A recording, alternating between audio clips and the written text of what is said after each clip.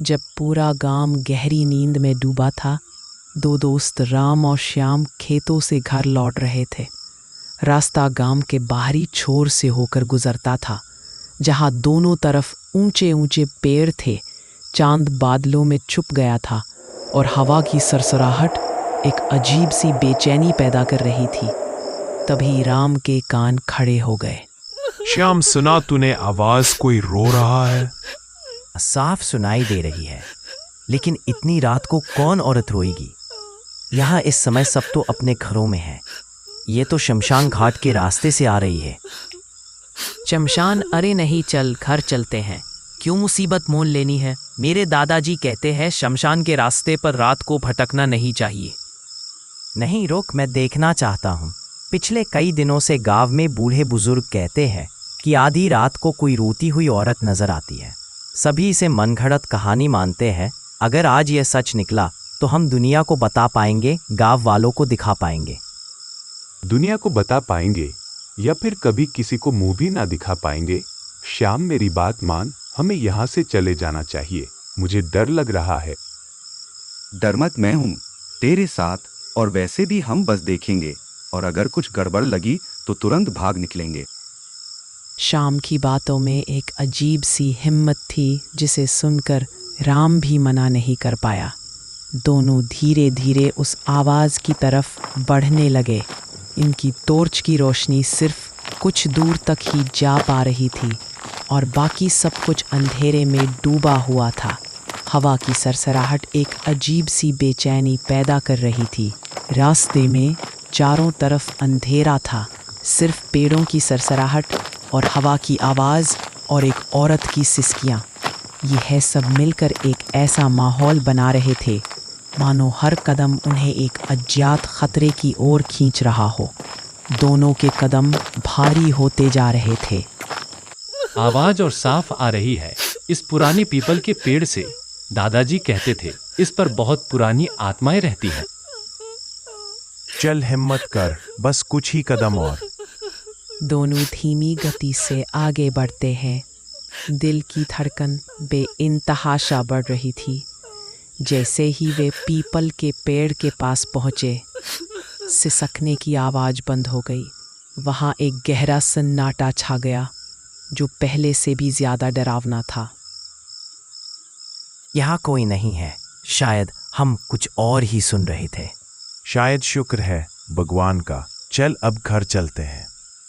लेकिन तभी चांद की धुंधली रोशनी बादलों से छनकर जमीन पर पड़ी। अब दोनों ने देखा, वह औरत पीपल के पेड़ के पास बैठी थी। फटे पुराने कपड़ों में उसके बाल बिखरे हुए थे। श्याम, बस बहुत हो गया। मैं नहीं रुकूंगा यहाँ। यह ठीक नहीं है। नहीं यार, भागेगा तो और शक होगा। देख, वो औरत बहुत डरी हुई लग रही है। शायद किसी मुसीबत में है। मुसीबत में है या मुसीबत है, देखते हैं। राम ने अपने डर पर काबू पाया। उसने हिम्मत करके आवाज़ दी। ए सुनो, कौन हो तुम? इतनी रात को यहाँ क्या कर रही हो? जैसे ही राम की आवाज़ हवा में गूंजी, औरत ने रोना बंद कर दिया। दोनों के दिल की धड़कनें तेज़ हो गई। धीरे धीरे औरत ने अपना चेहरा उठाया। वह चेहरा इतना डरावना था कि उसको देखने के बाद उन दोनों की आंखें खुल गई। भाग राघव, यह इंसान नहीं है। हे भगवान! दोनों की चीखें एक साथ निकली। वह दोनों तेजी से भागने लगे। पीछे से उस औरत की हंसी गूंजती है। वह हंसी दूर से नहीं, बल्कि उनके ठीक पीछे बढ़ रही थी, जैसे कोई उनके कानों के बिल्कुल पास फुसफुसा रहा हो। उसकी हंसी की गूंज हवा में फैल रही थी और हर कदम के साथ उनकी बेचैनी बढ़ रही थी। ये हमारे पीछे आ रही है। हम कहाँ भागे? भागते रहो, रुकना नहीं, मुड़ के मत देखो। यह कोई इंसान नहीं हो सकती। इसकी चाल, इसकी आवाज, यह कोई शैतानी ताकत है।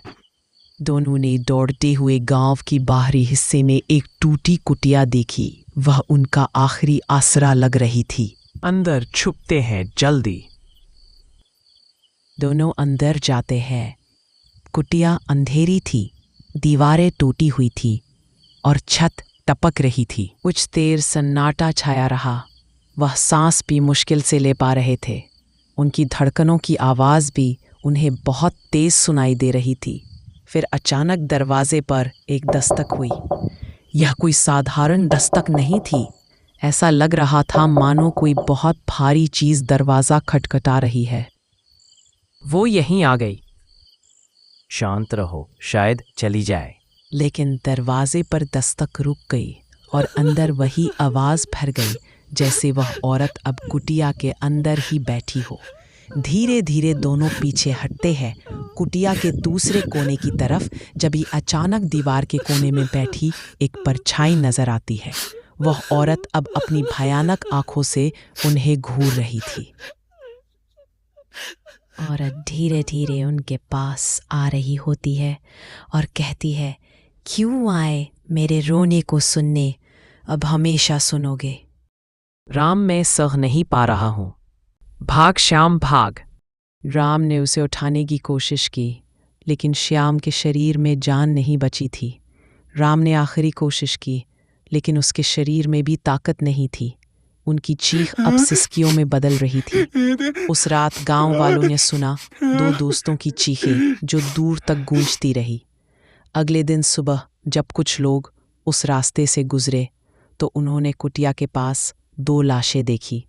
लोग कहते हैं अब वहाँ सिर्फ एक ही आवाज़ आती है, एक औरत की जो लगातार रोती रहती है। अगर कभी आधी रात को तुम्हें गांव के रास्ते में कोई औरत रोती हुई सुनाई दे तो भूल कर भी उसकी तरफ मत जाना, क्योंकि वह इंसान नहीं, वह है रोती औरत।